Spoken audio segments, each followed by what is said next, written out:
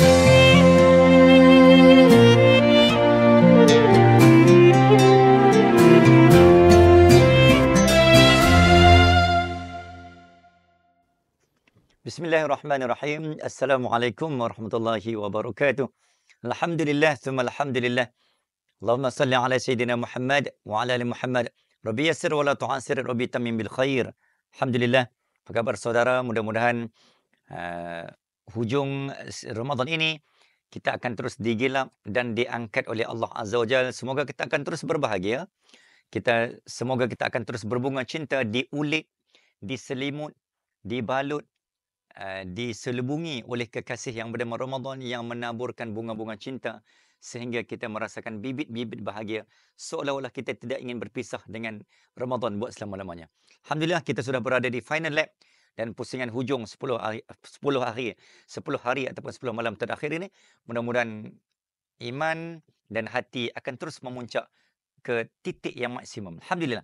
Tuan-tuan, ayuh saya ingin membawa perbincangan dan fokus tumpu tuan-tuan, sidang pendengar, sidang penonton, sidang pengikut yang setia, yang tidak pernah curang dalam cinta, mengikuti siri perkongsian dan perbincangan dalam untuk kita mengungkap dan menyingkap kisah sejarah episod yang telah terlekar dalam sejarah kita.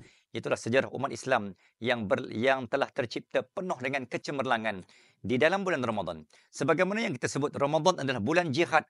Ramadan adalah bulan wajib menang. Ramadan adalah bulan mengangkatkan kekuatan bukan hanya spiritual, tapi kekuatan fizikal, mental dan juga seluruh kekuatan umat Islam yang perlu digabung cantum. Muslimin dan muslimat rahimakumullah. Sebagaimana yang kita bincangkan dalam siri sebelum ini, Ramadan ini sangat sinonim dengan peperangan dan mujahadah. Sehingga kan Nabi Muhammad SAW telah meletakkan, mendidik dan mengajar para sahabat agar tidak terlalu selesa dengan bulan yang tidak makan dan minum. Tidak makan dan tidak minum itu bukanlah alasan untuk kita duduk saja sehingga tidak berbuat apa-apa pada agama.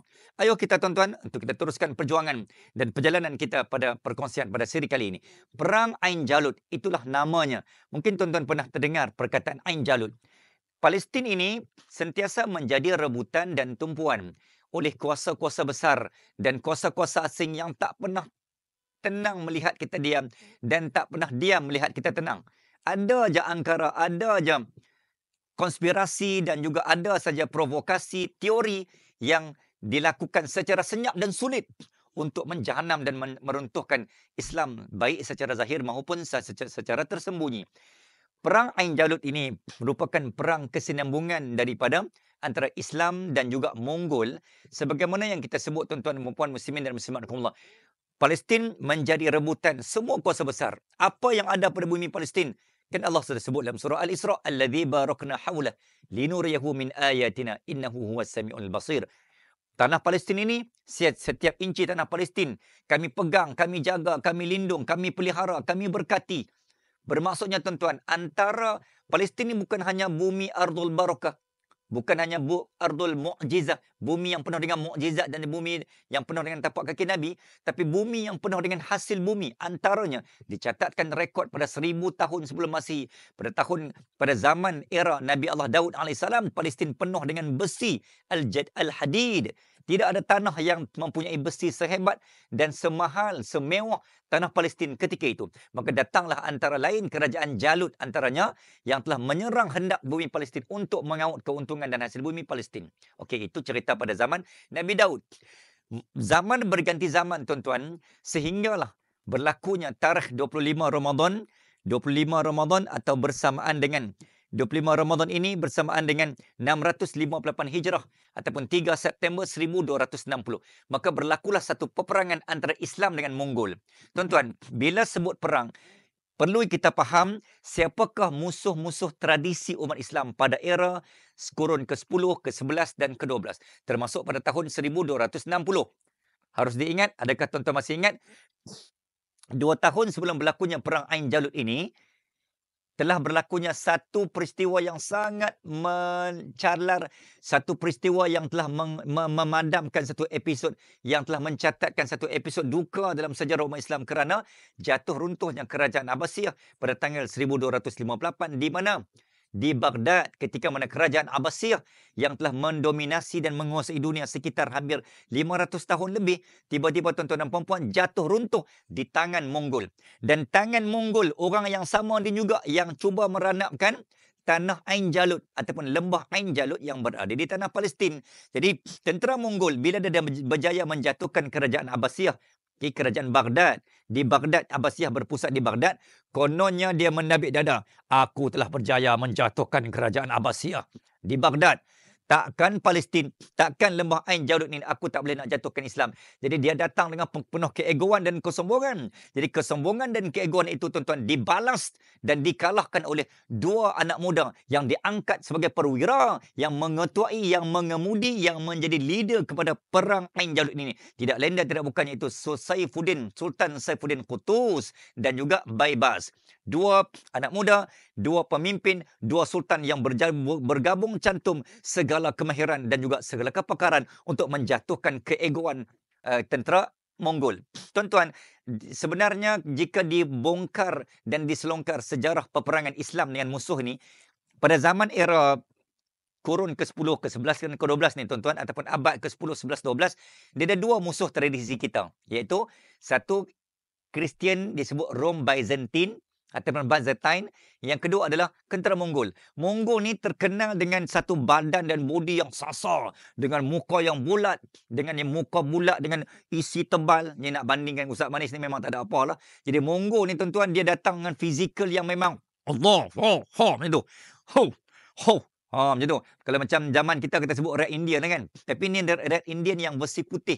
Dia datang daripada Georgia, daripada Rusia yang berkulit putih, yang dia ni memang sangat ganas, memang hatinya kering, dia tak boleh tengok orang Islam akan muncul. Jadi dia ni datang dengan hati yang lahap. Dia pantang tengok Islam muncul, dia akan ratah seratah-ratahnya. Jadi itulah yang berlaku pada kerajaan Islam Abbasiyah 1258. Okey. Kenapa dinamakan perang Ain Jalut? Dia berlaku di lembah Ain Jalut di daerah tanah Palestin sekitar 60 km terletak daripada Yarmouk, Jordan. Dan juga jaraknya 65 km dari Hittin, iaitu tempat berlakunya perang salib yang kedua yang di bawah pimpinan Saladin sebelum berlakunya Tahrir Al-Aqsa. Dan juga tuan-tuan, peperangan ini berlaku antara kerajaan Mamluk kita Islam dan juga kerajaan Mongol ataupun Tartal Mongol. Tuan-tuan, kerajaan Mongol ni ada sebahagiannya kerajaan yang tidak ada agama. Mereka ni walaupun sebahagiannya dia ada agama, tapi sebahagiannya mereka ni tidak berkiblatkan agama yang tertentu, dan yang penting mereka nak menguasai kekuasaan dan perluasan wilayah kuasa. Itu je target mereka. Yang penting mereka berjaya imperialisme melebarkan kuasa jajahan mereka. Itu Empire Mongol. Di mana pemimpin yang kita kenal Hulagu Khan, Genghis Khan. Ini antara tokoh-tokoh besar yang memulakan, yang mengasaskan kepada empire ataupun kerajaan Mongol. Tuan-tuan dan puan-puan, Sultan Muzaffar Saifuddin Qutuz ataupun disebut sebagai Saifuddin Qutuz ini merupakan pemimpin yang telah memimpin perang Ain Jalut ini, yang dia mewakili kita sebut sebagai pasukan pertama. Dan pasukan kedua dilantik oleh Saifuddin Qutuz, iaitulah Baibars. Jadi Baibars ni adalah seorang perwira yang dilantik untuk mengepalai untuk pasukan kedua. Jadi tuan-tuan dan puan-puan, pergerakan daripada kerajaan Islam, iaitu pimpinan kerajaan Mamluk, pergerakan mereka adalah menggunakan dua laluan dan juga dua arah. Itu pasukan A dipimpin oleh Saifuddin Qutuz dan juga pasukan kedua dipimpin oleh Baibars untuk bertemu dengan tentera Mongol di perbatasan lembah Ain Jalut. Tuan-tuan dan puan-puan muslimin dan muslimat rahimakumullah. Apa yang dibuat oleh Saifuddin Qutuz ialah dia bila naik nak pegang sebelum peperangan ni, dia cuba selesaikan krisis dalaman pentadbiran dan penyatuan umat Islam atas nama jihad. Kerana jika berperang dalam keadaan umat Islam sedang bergolak, maka dia takkan sampai kemenangan dan takkan sampai kepada puncak kejayaan. So tugas dan task pertama Saifuddin Qutuz adalah mengenal pasti apakah masalah dalaman yang perlu diselesaikan. Maka di situ tuan-tuan, ketika itu memang kebetulan berlakunya perpecahan dan perbalahan kuasa. Perang kita kena perang dingin antara saudara dalaman. di peringkat dalaman. Apa yang dibuat oleh Saifuddin Qutuz adalah menyatukan umat Islam. Demi Islam kita harus bersatu.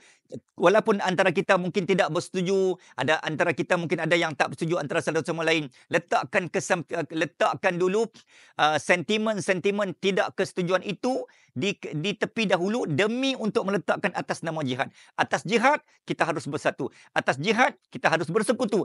Atas jihad ketepikan segala kebencian demi Islam yang satu. Untuk seterusnya kita saksikan apa kesinambungannya untuk siri yang akan datang.